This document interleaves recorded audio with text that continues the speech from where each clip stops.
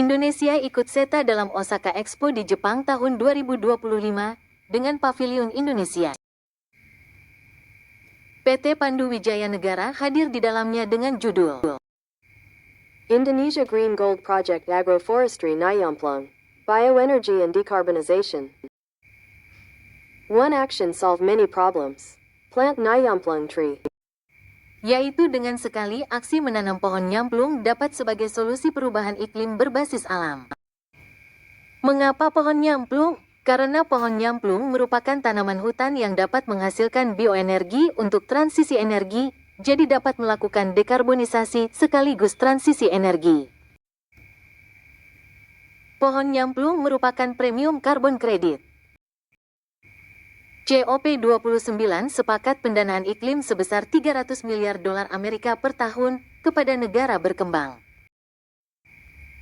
Bagi Indonesia, bagaimana merealisasikan pendanaan iklim tersebut? Mengingat lahan Indonesia yang luas dan merupakan paru-paru dunia, usulan kami sesegera mungkin Indonesia melakukan penanaman pohon. Pohon apa yang ditanam? Diprioritaskan pohon hutan yang dapat menghasilkan bioenergi, jadi dapat melakukan dekarbonisasi sekaligus transisi energi. Sebaiknya ditanam dengan sistem agroforestry. Jadi dapat ditanam bersama dengan tanaman pertanian untuk ketahanan pangan dan juga ada peternakan di lahan agroforestry tersebut. Di tanggal 26 September. Yang menggerakkan motornya itu itu Pak Edi, gitu. Karena Bapak yang berkepentingan ingin menghasilkannya sesuatu yang nyata sebagai realisasi dari keinginan Bapak Presiden di Februari.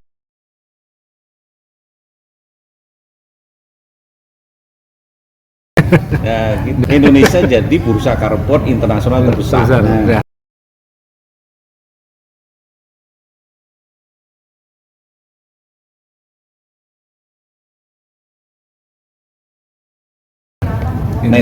Natural base, ya, karena potensinya ada, ya.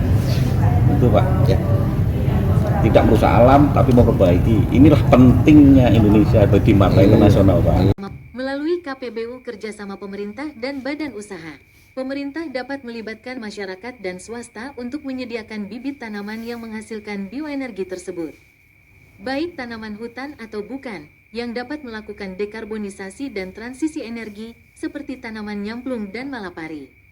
Sehingga masyarakat mendapatkan nilai ekonomi dari kegiatan mitigasi penanaman pohon ini.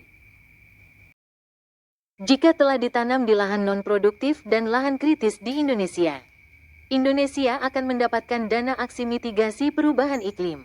Dan setelah tertanam, serapan karbonnya dapat disertifikasi dapat diperdagangkan di bursa karbon.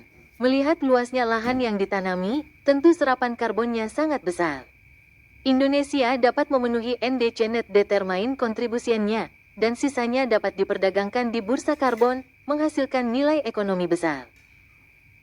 Selain mendapat nilai ekonomi dari bursa karbon, 3-4 tahun ke depan, pohon nyamplung akan berbuah, dan bijinya dapat diperas untuk menghasilkan minyak nyamplung sebagai bahan baku bioenergi. Seperti biosolar dan bioaftur, juga sebagai biofarmaka, ini juga mempunyai nilai ekonomi besar, sekaligus Indonesia dapat menjadi negara mandiri energi. Beberapa manfaat lain dari pohon nyamplung masih banyak, seperti menjadi makanan ternak, briket, makanan lebah madu.